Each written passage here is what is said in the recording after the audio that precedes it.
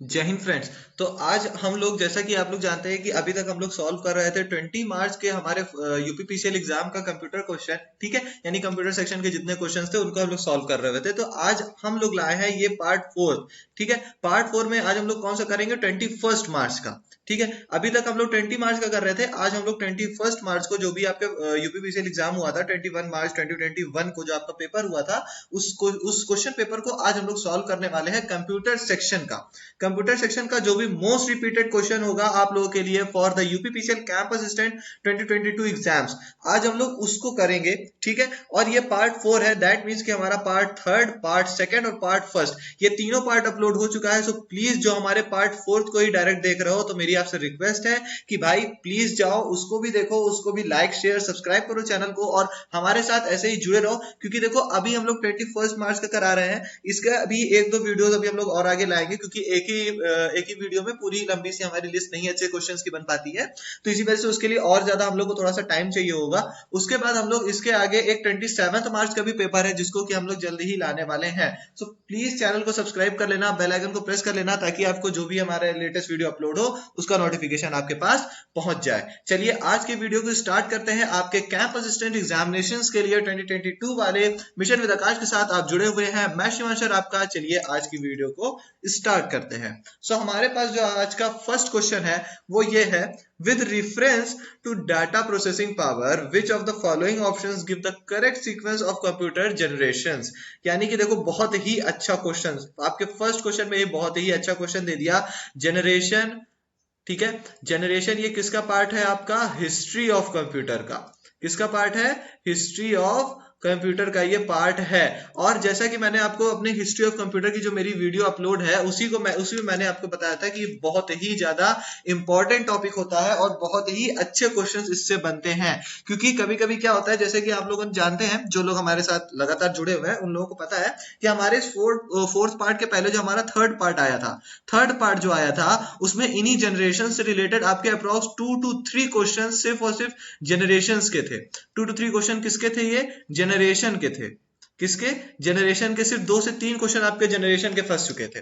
और यहां पर देखा जाए तो सबसे फर्स्ट क्वेश्चन आपका किसका दे दिया है, इन्होंने जनरेशन का दे दिया है, ठीक है। तो इसीलिए भाई मैं हमेशा बोलता हूं जनरेशन ऑफ कंप्यूटर बहुत ही ज्यादा इंपॉर्टेंट है। चलो यहां पर क्या पूछ रहा है इसको समझते हैं। यहां पर हमसे ये पूछ रहा है कि डाटा प्रोसेसिंग पावर के संदर्भ में निम्नलिखित में से कौन सा विकल्प कंप्यूटर जनरेशन का सही क्रम देता है। देखो जैसा कि हमें पता है कि डेटा प्रोसेसिंग पावर जो शुरू के कंप्यूटर्स की थी and compare to present computers are very different, ठीक है। यानी बहुत ही ज्यादा वेरी करता है दोनों का डिफरेंस। क्योंकि किस चीज में, डाटा प्रोसेसिंग पावर में। क्योंकि होता क्या, उस टाइम के कंपोनेंट अलग थे, आज के कंपोनेंट अलग हैं, वगैरह वगैरह, ये चीज आप जानते हो। सो फिलहाल हमसे ये पूछ रहा है कि डेटा प्रोसेसिंग के बेसिस पर अगर हम लोग चेक करें तो नीचे दिए गए ऑप्शंस में से जनरेशन ऑफ कंप्यूटर, जो नीचे दिए गए ऑप्शंस है जैसे first generation, third generation, second generation, fourth generation, इस तरीके से कौन सा सीक्वेंस एकदम करेक्टली डिफाइन करता है, ठीक है। कौन सा सीक्वेंस करेक्टली डिफाइन करता है प्रोसेसिंग, डेटा प्रोसेसिंग पावर को, किसके बेसिस पे, जनरेशन ऑफ कंप्यूटर के बेसिस पे हमको दिखाना है यहाँ पे, ठीक है। तो फर्स्ट ऑप्शन क्या है, सबसे सबसे कम थी फोर्थ की, उसके बाद आई सेकंड की, उसके बाद आई थर्ड की, और उसके बाद आई फर्स्ट की। यानी फर्स्ट की सबसे ज्यादा थी और फोर्थ की सबसे कम थी,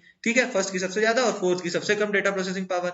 बी क्या दिखा रहा है, फोर्थ की सबसे कम स्टिल, फर्स्ट की सबसे ज्यादा स्टिल, और यहां पर देखो डिफरेंस हो गया, फोर्थ के बाद आई सेकंड, सेकंड के बाद आया थर्ड, ठीक। थर्ड ऑप्शन क्या दिखा रहा है हमको कि फर्स्ट जनरेशन की सबसे कम थी प्रोसेसिंग पावर और फोर्थ जनरेशन की सबसे ज्यादा थी प्रोसेसिंग पावर। और थर्ड की देखो, फर्स्ट की सबसे कम, उससे ज्यादा थर्ड की, उससे ज्यादा सेकंड की, और सबसे ज्यादा फोर्थ की। उसके बाद डी ऑप्शन क्या दिखा रहा है कि फर्स्ट की सबसे कम थी, उसके बाद सेकंड की उससे ज्यादा, थर्ड की उससे ज्यादा, और फोर्थ की सबसे ज्यादा, ठीक है। तो करेक्ट आंसर क्या होगा, देखो यहां पर अगर हम लोग कॉमन सेंस भी अगर हम लोग लगाते हैं ना, तो ये क्वेश्चन हम लोग ये सॉल्व कर सकते हैं, ठीक है। देखो हुआ क्या था, आप लोग ये चीज जानते हो कि फर्स्ट जनरेशन के जो कंप्यूटर थे वो एकदम बेसिक कंप्यूटर थे। तो दैट मींस कि फर्स्ट जनरेशन के जो कंप्यूटर होंगे वो थोड़े से क्या होंगे, वीक होंगे डेटा को प्रोसेस करने में। उसके बाद आए सेकंड जनरेशन के कंप्यूटर। अब जो सेकंड जनरेशन के कंप्यूटर होंगे वो थोड़ा सा और अपग्रेड हुए होंगे, और थोड़ा सा अपग्रेड होने के साथ साथ उनकी डेटा प्रोसेसिंग पावर भी क्या हुई होगी, ऑब्वियसली बात अपग्रेड हो गई। उसके बाद थोड़ा सा अपग्रेड होने के बाद आया थर्ड जनरेशन। अब जब थर्ड जनरेशन आ गया तो थर्ड जनरेशन भी तो थोड़ा सा डेवलप हुआ होगा, और थर्ड जनरेशन के बाद फाइनली फोर्थ जनरेशन आ गया, और यहां पर हमें मिल गया एकदम बढ़िया कंप्यूटर, ठीक है। अब यहाँ पर हमको बढ़िया कंप्यूटर मिल गया, दैट मीन्स कि जो फर्स्ट जनरेशन के जो कंप्यूटर की डेटा प्रोसेसिंग पावर थी वो बहुत कम थी, और फोर्थ जनरेशन की डेटा प्रोसेसिंग पावर जो थी वो बहुत ही ज्यादा थी। तो इसीलिए हमारा जो रिक्वायर्ड ऑप्शन होगा वो होगा ऑप्शन डी। ठीक है, ऑप्शन डी हमारे correct sequence of data processing power को डिफाइन करता है।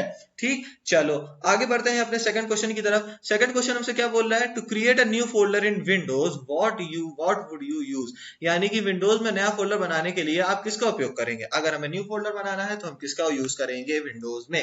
ठीक है, option A control panel, option B task manager, option C Windows explorer या फाइल्स एक्सप्लोरर, या फिर ऑप्शन डी नेविगेशन बार। ठीक है, तो हम किसका यूज करेंगे भाई, देखो ऑब्वियस बात है कंट्रोल पैनल का यूज तो एक तरह से समझ सकते हैं सेटिंग वगैरह के लिए होता है, टास्क मैनेजर का यूज टास्क मैनेज के लिए करने के लिए होता है, नेविगेशन बार का यूज किसी और पर्पस के लिए होता है, और ऑब्वियस सी बात है विंडोज एक्सप्लोरर, देखो नेविगेशन बार का यूज पता है ना, नेविगेट करने के लिए होता है, पता होना चाहिए। उसके बाद विंडोज एक्सप्लोरर या फिर फाइल्स एक्सप्लोरर का यूज किस लिए होता है, हमारे फाइल्स को मैनेज करने के लिए। अगर हम चाहें तो कोई नया फोल्डर हम बना सकते हैं, अगर हम चाहें मतलब ऐड कर सकते हैं, अगर हम चाहें तो कोई एक नया फोल्डर हम लेस भी कर सकते हैं, कोई डिलीट करना चाहे तो। ठीक है, सो इसीलिए हमारा जो करेक्ट आंसर होगा वो होगा ऑप्शन नंबर सी, क्योंकि यहीं पर हम फोल्डर्स को add, delete, cut, copy, paste etcetera etcetera करते हुए चले जाते हैं। ठीक है, चलो आगे बढ़ते हैं अपने थर्ड क्वेश्चन की तरफ। थर्ड क्वेश्चन क्या बोल रहा है हमसे, what is the function of save as option in any word processor. बहुत ही अच्छा क्वेश्चन, बहुत ही इंपॉर्टेंट क्वेश्चन। इसी सेम क्वेश्चन सेव एज के फंक्शन को ही पूछा था आपके जो हमारा इसके पहले वाला पार्ट आया हुआ था, इसके पहले वाला जो थर्ड पार्ट था हमारा इसी का, जो इसी सीरीज का जो थर्ड पार्ट था उसमें सेव एज फंक्शन का ही क्वेश्चन पूछा हुआ था। ठीक है, सेव एज का ही फंक्शन का क्वेश्चन पूछा हुआ था, तो इसीलिए बहुत ही ज्यादा इंपॉर्टेंट है, इसको जरूर से नोट डाउन कर लेना। ठीक, तो ऑप्शन ए क्या है हमारे पास, यहां पर हमसे देखो पूछा क्या है, किसी भी वर्ड प्रोसेसर में, कोई भी वर्ड प्रोसेसर हो आपका, उसमें सेव एज ऑप्शन का यूज क्या होता है, क्या यूज होता है सेव एज ऑप्शन का, क्या यूज होता है सेव एज ऑप्शन का यूज, मतलब कि हमसे पूछ रहा है कि जो हमारा सेव एज ऑप्शन होता है उसका क्या यूज होता है। Option A, you can just save the currently open file with any name. Option A क्या कह रहा है कि हम सिर्फ और सिर्फ करेंटली ओपन फाइल, यानी सामने जो हमारे फाइल ओपन होगी उसको हम सिर्फ किसी भी नाम से सेव कर सकते हैं, बस हम इतना कर सकते हैं। Option B, you can only save currently open files in any file format. हमसे ये बोल रहा है कि हम या तो ये कर सकते हैं कि जो हमारे सामने फाइल जो करंट में ओपन है उसको हम किसी भी फाइल फॉर्मेट में सेव कर सकते हैं, आइदर पीडीएफ फॉर्मेट, और you can say JPG format, etcetera etcetera format जो होते हैं हमारे पास अवेलेबल कंप्यूटर में, हम किसी भी फॉर्मेट में सेव कर सकते हैं। ऑप्शन बी ये कह रहा है। ऑप्शन सी कह रहा है कि you can only save the currently open file with the same name. हमसे ये कह रहा है ऑप्शन सी कि हम क्या कर सकते हैं, सिर्फ और सिर्फ जो सामने हमारी फाइल ओपन है, जो भी करेंटली फाइल हमारे सामने ओपन है उसको सेम नेम के साथ हम सेव कर सकते हैं। या फिर option D, the currently open file can be saved in any file format और विद एनी नेम, और both can do.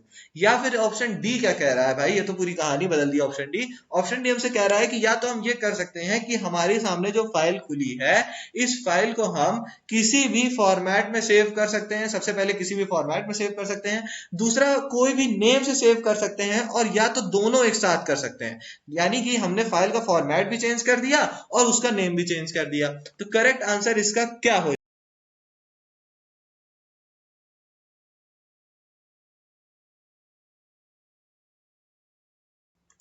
Correct answer इसका क्या बनेगा हमारा, यानी कि करेक्ट आंसर इसका क्या होगा जिसमें हम मतलब सेव एज का फंक्शन हमें अच्छी तरीके से पता चल जाए।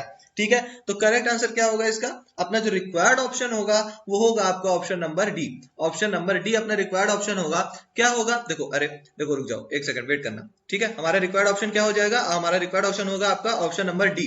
ठीक है, ऑप्शन डी हमारा रिक्वायर्ड ऑप्शन होगा, क्योंकि सेव एज का फंक्शन यही होता है। सेव एज का फंक्शन क्या होता है कि हम हमारे सामने खुली हुई फाइल को किसी भी फॉर्मेट में भी सेव कर सकते हो, एज वेल एज किसी भी नेम से सेव कर सकते हो, और या तो दोनों काम भी हम कर सकते हैं।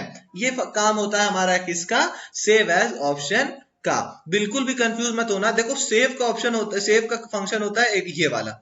ऑप्शन सी जो होता है, जब हम लोग कंट्रोल सॉरी ये एल है, कंट्रोल प्लस एस जब करते हैं तो हमारा क्या होता है, हमारे सामने जो भी करंटली फाइल ओपन होती है वो सेम नेम के साथ हमने जो भी थोड़ा मोड़ा चेंजेस किया हुआ है उसको सेव कर लेती है अपने में।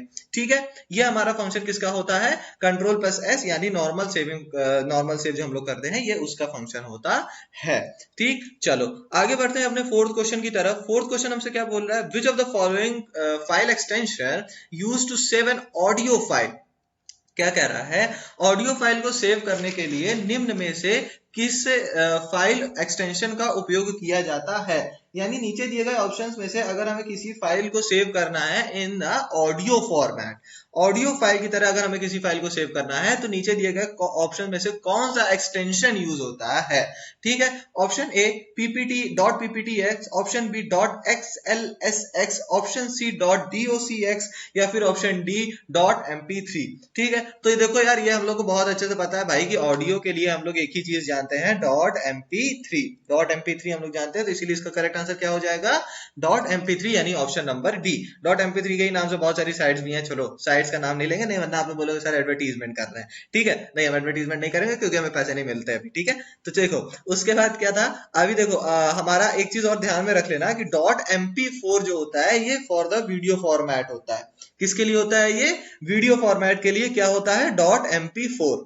ठीक है, dot MP4 is for the video format. अगर यहाँ पर ऑडियो फॉर्मेट की जगह वीडियो फॉर्मेट होता और यहाँ किसी ऑप्शन में से डॉट MP4 दिया होता तो वहां पर हम लोग क्या यूज कर लेते, कौन सा ऑप्शन हमारा सही हो जाता, what ever the option that is MP.MP4 sorry. ठीक है, अब देखो आप लोग का काम ये है कि आप ये तीन जो है dot PPTX, dot SLSX, dot DOCX, इन तीनों का फंक्शन सॉरी मतलब ये तीनों किस चीज के एक्सटेंशन है, ये चीज आप मेरे को कमेंट सेक्शन पर जरूर से कमेंट करके बताना। ठीक, चलो आगे बढ़ते हैं अपने फिफ्थ क्वेश्चन की तरफ। फिफ्थ क्वेश्चन क्या बोल रहा है, which of the following is the most suitable software to prepare budget of any department. यानी कि किसी भी विभाग का बजट तैयार करने के लिए निम्नलिखित में से कौन सा सॉफ्टवेयर सबसे उपयुक्त होगा। यानी कि अगर कोई हमारा डिपार्टमेंट है और उस डिपार्टमेंट का हमको बजट तैयार करना है तो सबसे सही सॉफ्टवेयर कौन सा होगा, नीचे दिए गए ऑप्शंस में से। Option A word document, option B power point, option C email या फिर ऑप्शन डी स्प्रेडशीट। देखो वर्ड डॉक्यूमेंट हम लोग जो वर्ड से रिलेटेड जो हमारे काम होता है हम उनके लिए यूज करते हैं, लेटर हो गया या वगैरह वगैरह टेम्पलेट वगैरह। पावर पॉइंट क्यों, प्रेजेंटेशन बनाने के लिए, ईमेल सेंड करने के लिए। सो हमारा जो रिक्वायर्ड ऑप्शन हो जाएगा वो होगा option number D, that is spreadsheet. Spreadsheet पे क्या होता है, अलग अलग न्यूमेरिकल वैल्यू को हम लोग यूज करते हैं ताकि हम डेटा को रिप्रेजेंट कर सके, इसीलिए यहाँ पर करेक्ट आंसर क्या हो जाएगा, स्प्रेडशीट। चलो आगे बढ़ते हैं अपने सिक्स्थ क्वेश्चन की तरफ। सिक्स्थ क्वेश्चन क्या बोल रहा है, to open any already created word document which of the following option is use. यानी कि अगर हमें किसी भी पहले से बने वर्ड डॉक्यूमेंट को खोलने के लिए निम्नलिखित में से किस विकल्प का प्रयोग किया जाता है। हमसे ये बोल रहा है कि ऐसा कोई डॉक्यूमेंट है जो कि ऑलरेडी बना है और सेव भी है, तो हम उसे किस तरीके से खोलेंगे, कैसे हम लोग खोलेंगे। ऑप्शन ए न्यू डॉक्यूमेंट पे क्लिक करें, ऑप्शन बी ओपन फ्रॉम पे क्लिक करें, ऑप्शन सी ओपन विद पे क्लिक करें या फिर ऑप्शन डी ओपन पे क्लिक करें। देखो सबको पता है न्यू डॉक्यूमेंट पे तो क्लिक नहीं ही करेंगे। फंक्शन किसमें सॉरी कंफ्यूजन किसमें होगा, open from, open with and open में। देखो ओपन फ्रॉम और ओपन विद इट मतलब कह सकते हैं कि ये दोनों एक तरीके से सेम ही होते हैं, क्योंकि हम लोग इन दोनों में क्या करते हैं, हम इन दोनों में अपनी फाइल को जिस तरीके से ओपन करना चाहें या जिस सॉफ्टवेयर के थ्रू ओपन करना चाहें हम इसको इसमें दिखा रहे होते हैं। ठीक है, तो इसी वजह से अपना जो रिक्वायर्ड ऑप्शन हो जाएगा वो होगा option D, that is open. अगर हमें नॉर्मली ओपन करना है किसी भी फाइल को, किसी भी डॉक्यूमेंट को, तो यहां पर हम लोग क्या यूज करेंगे, ऑब्वियस सी बात है किस ऑप्शन का यूज करेंगे, ओपन का यूज करेंगे। ठीक है, चलो आगे बढ़ते हैं अपने सेवंथ क्वेश्चन की तरफ। सेवंथ क्वेश्चन क्या बोल रहा है, we enter the data in dash of a table in any word processor. यानी कि हम किसी भी वर्ड प्रोसेसर में टेबल के डैश में डेटा दर्ज करते हैं। यानी कि देखो हमसे ये बोल रहे हैं कि जैसे मान लो ये हमारे पास एक टेबल बनी है प्यारी सी, ठीक है एकदम छोटी सी, ठीक, और इस टेबल में ये सेल बनी, ये सेल बनी, ये सेल बनी, ढेर सारी हमारे पास सेल भी बन गई। ठीक, हम लोगों ने क्या लिख दिया, किसको मतलब सेल है, ये हमारी ढेर सारी सेल्स है। ठीक है, अब हमसे ये बोल रहा है कि जो हमारे टेबल होती है किसी भी वर्ड प्रोसेसर सॉफ्टवेयर में, किसी भी वर्ड प्रोसेसिंग सॉफ्टवेयर में हमारी जो टेबल्स होती हैं, तो ये टेबल जो है इस टेबल के किस पार्ट में हम लोग अपना डेटा लिखते हैं या डेटा दर्ज करते हैं, यहाँ पर ये बोला गया है, यानी किस पार्ट में हम लोग डेटा को लिखते हैं। Option A box, option B grid, option C cell या फिर option D none of these.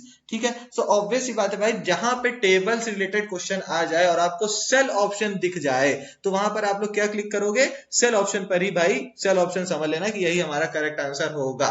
ठीक है, सेल हमारा करेक्ट आंसर होगा। कभी भी बॉक्स पर क्लिक मत करना, कभी भी ग्रिड पर मतलब ऑप्शन चूज मत करना, और नन ऑफ दीज भी मत करना अगर तुम्हें लगता है कि सेल उसका करेक्ट आंसर हो सकता है तो। ठीक है, चलो आगे बढ़ते हैं अपने 8th क्वेश्चन की तरफ। How many bits are there in one byte. बहुत इंपॉर्टेंट क्वेश्चन, बहुत ही ज्यादा इंपॉर्टेंट क्वेश्चन। ये मैंने आपको क्वेश्चन दिया था अपने फर्स्ट या सेकंड पार्ट के वीडियो में। मैंने आपको बताया था कि कन्वर्जन के बारे में, मतलब कन्वर्जन जो होता है उसमें 1 KB का शायद पूछा हुआ था। ठीक है, तो यहाँ पर हमसे ये पूछ रहा है कि एक बाइट में, यानी 1 बाइट में कितने बिट्स होते हैं, 1 बाइट में कितने बिट्स होते हैं। ठीक है, चलो बताओ जल्दी से कितने बिट्स होते हैं। Option A 8, option B 12, option C 16 या फिर ऑप्शन डी 20। कितने बिट्स होते हैं, जल्दी से कमेंट सेक्शन पर जाओ, कमेंट करके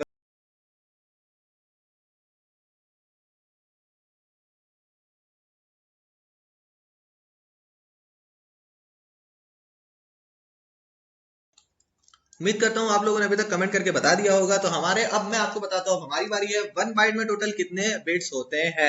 तो ऑप्शन ए, यानी कि 8 का करेक्ट आंसर क्या हो जाएगा, option A, that is 1 byte में टोटल 8 बिट्स होते हैं।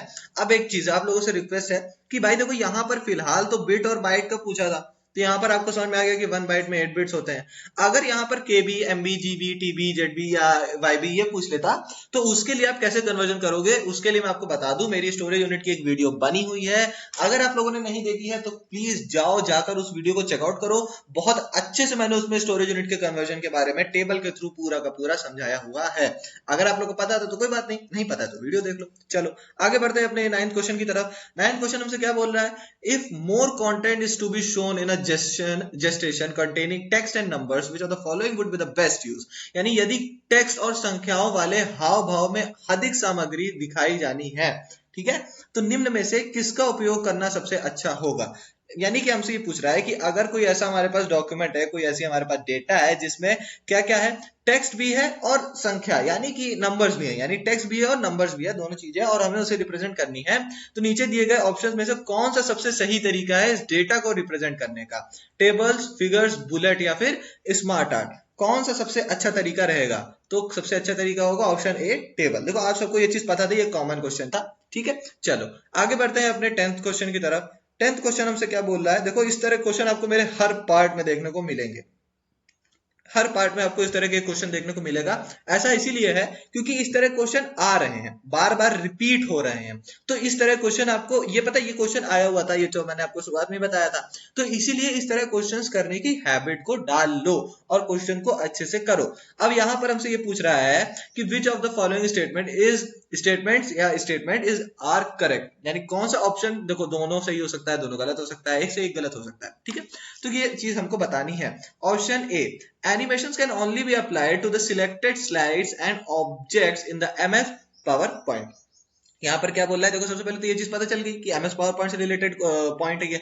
तो और ये हमसे क्या पूछ रहा है, एनिमेशन जो होता है वो सिर्फ उन्हीं पे लगाया जा सकता है जिसपे हमने सिलेक्टेड स्लाइड या सिलेक्टेड ऑब्जेक्ट हो। यानी एनिमेशन केवल एमएस पावर पॉइंट में सिर्फ और सिर्फ सिलेक्टेड स्लाइड और सिलेक्टेड ऑब्जेक्ट में लगता है।